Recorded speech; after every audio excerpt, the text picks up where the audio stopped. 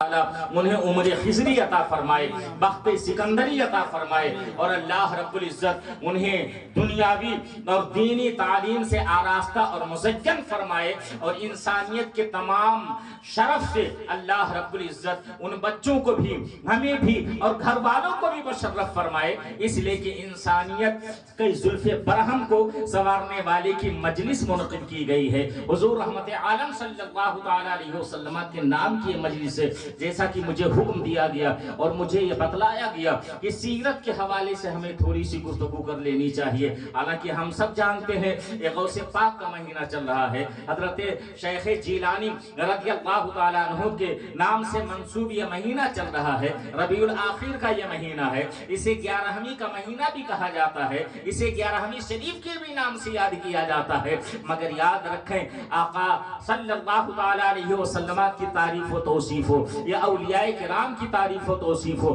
بلا شبہ یہ سب ایک ہی سلسلے کی کڑیاں ہیں، یہ سب ایک ہی سلسلے اور ایک ہی درسی کی تمام کڑیاں ہوتی ہیں۔ ہم چاہے غوث اعظم کی منقبت بیان کر رہے ہوں یا حضور رحمت عالم صلی اللہ تعالیٰ علیہ وسلم کی سیرت بیان کر رہے ہوں، اس لیے کہ حضور غوث اعظم رضی اللہ تعالیٰ عنہ کی سیرت کا جب ہم مطالعہ کرتے ہیں تو ان کی سیرت میں سیرت مصطفیٰ کی جھلک نظر آتی ہے، ان کے کردار میں کردار نبوی کی جھلک نظر آتی ہے، اور ان کی اداؤں میں سنت مصطفیٰ صلی اللہ تعالیٰ علیہ وسلم کا کردار نظر آتا ہے۔ اور دنیا کے اندر جو کوئی بھی ولی ہوتا ہے، جو کوئی بھی اللہ کا مقرب ہوتا ہے، اللہ رب العزت کی بارگاہ کا تقرب یافتہ ہوتا ہے، اللہ رب العزت کا جو ولی ہوتا ہے اور جو دوست ہوتا ہے، وہ سیرت مصطفیٰ پر عمل کرنے اور کردار مصطفیٰ پر عمل کرنے اور سنت رسول پر عمل کرنے کے بعد ہی اسے وہ اونچا مقام حاصل ہوتا ہے۔ اس لیے اسی لیے کہا جاتا ہے کہ جو کچھ بھی ہے سرکار دو جہاں صلی اللہ تعالیٰ علیہ وسلم ہی کا ہے، اسی لیے جو دنیا کے اندر کہیں بھی رہے وہ اسی مقام پر آ جائے، در مصطفیٰ پر آ جائے۔ اور ہم اور آپ کی حیثیت کیا ہے؟ شاعر مشرق نے کہا تھا، نباز قوم نے کہا تھا، ڈاکٹر اقبال نے، وہ کوئی جنونی آدمی نہیں تھا، کسی پاگل آدمی کا نام ڈاکٹر اقبال نہیں ہے، بہت بڑے مفکر کا نام ہے، بہت بڑے دانشور کا نام ہے، ایسا جس نے مغربی جرمنی سے جا کر کے ڈاکٹریٹ کی اور پی ایچ ڈی کی ڈگری جا کر کے حاصل کیا تھا، اور ایسا شخص جو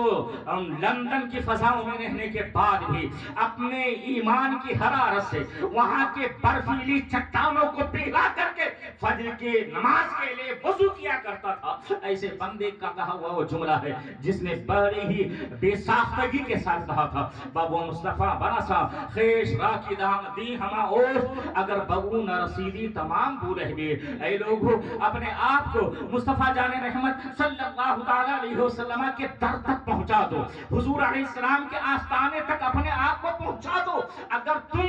ان کے در تک نہ پہنچ سکے تو یاد رکھو تم میں اور ابو لہب میں کوئی فرق نہیں ہے۔ اور اس کے بعد پھر حسان الہند نے کہا تھا، سیدی سرکار اعلیٰ حضرت نے کہا تھا، بخدا خدا کا یہی ہے در، نہیں اور کوئی مفر مقر، جو وہاں سے ہو یہیں آتے ہو، جو یہاں نہیں تو وہاں رہے۔ سبحان اللہ، رسول کائنات صلی اللہ علیہ وسلم کے در اقدس کو حاصل ہے، حضور رحمت عالم صلی اللہ علیہ وسلم کے ذات اقدس کو حاصل ہے۔ اب ظاہر سی بات ہے وہ پیغمبر جو انتخاب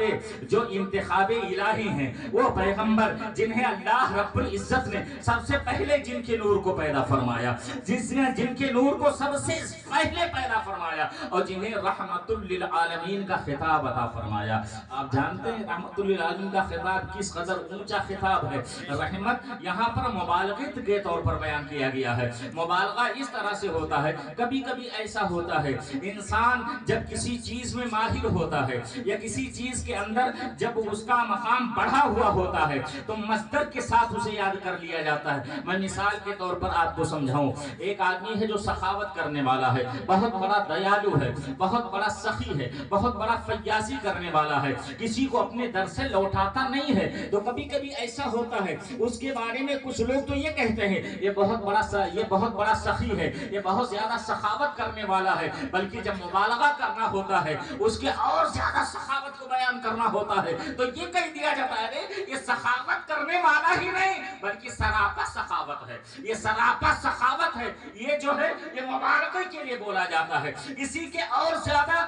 بلندی کے لیے بولا جاتا ہے۔ رحم کرنے والا یہ بلا شبہ انسان کے دل کے اندر جب رحم ہوتا ہے تو اس کے لیے بولا جاتا ہے، اور جب بہت زیادہ رحم کرنے والا ہوتا ہے تو اس کے لیے رحمت کا لفظ بولا جاتا ہے۔ اے پیغمبر، ہم نے آپ کو رحمت بنا کر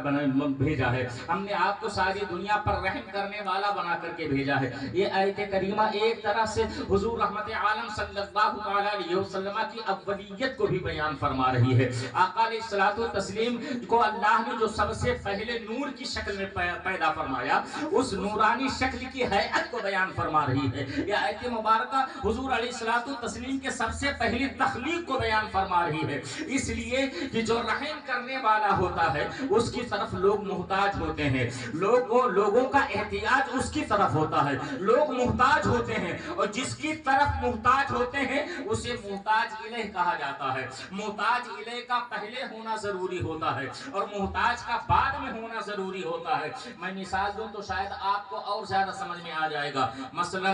انسان زندہ رہنے کے لیے ہوا کا محتاج ہے، انسان زندہ رہنے کے لیے پانی کا محتاج ہے، انسان زندہ رہنے کے لیے کھانے کا محتاج ہے۔ اگر کھانا نہیں کھائے گا مر جائے گا، اگر پانی نہیں پیے گا تو ہلاک ہو جائے گا، اگر ہوا اسے نہیں ملے گی تو جاں بلب نہیں بلکہ وہ ہلاکت سے دو چار ہو جائے گا، اس کا دم نکل جائے گا، اس کی موت واقع ہو جائے گی۔ بتاؤ ایسا ہے یا نہیں ہے؟ تو کبھی کیا ایسا ہوا ہے دنیا کے اندر کہ انسان کو پہلے پیدا کر دیا گیا ہو، ہوا کو بعد میں بنایا گیا ہو؟ ایسا تو نہیں ہے نا۔ پانی کو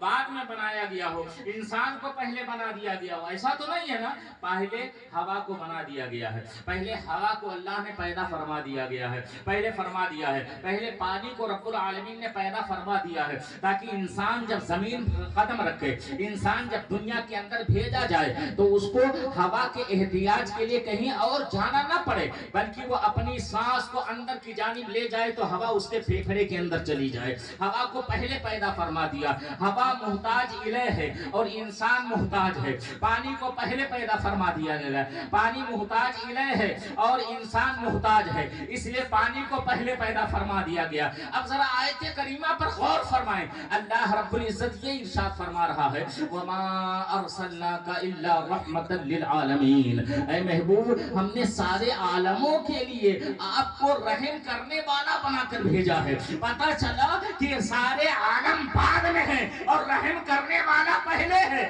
اللہ تعالیٰ نے سب سے پہلے اپنے نبی ہم سب کے آقا صلی اللہ تعالیٰ علیہ وسلم کو اپنے نور کی شکل کے اندر جگہ فرما دیا، اور پھر ایک زمانہ گزرنے کے بعد، ایک مدت دراز گزرنے کے بعد رب تعالیٰ نے تمام نبیوں کے آخر میں ہم سب کے آقا صلی اللہ تعالیٰ علیہ وسلم کو جلوہ گر فرمایا۔ اور ایسے نہیں بلکہ تمام انبیاء سے باضابطہ حضور رحمت عالم صلی اللہ تعالیٰ علیہ وسلم کی تعریف کروائی گئی۔ تم دنیا میں جانا، ان کی تعریف کرنا، ان کے حوالے سے اپنے امتیوں کو بتلانا، ان کے حوالے سے اپنے ماننے والوں کے درمیان گفتگو کرتے ہوئے نظر آنا، تمام انبیاء اس پر کاربند نظر آتے ہیں۔ ہر نبی جو بھی آتا ہے آقائے دو جہاں صلی اللہ تعالیٰ علیہ وسلم کی تعریف میں رطب اللسان نظر آتا ہے۔ حضرت آدم علیہ السلام سے لے کر کے حضرت عیسیٰ علیہ السلام تک جتنے پیغمبران اعظام علیہ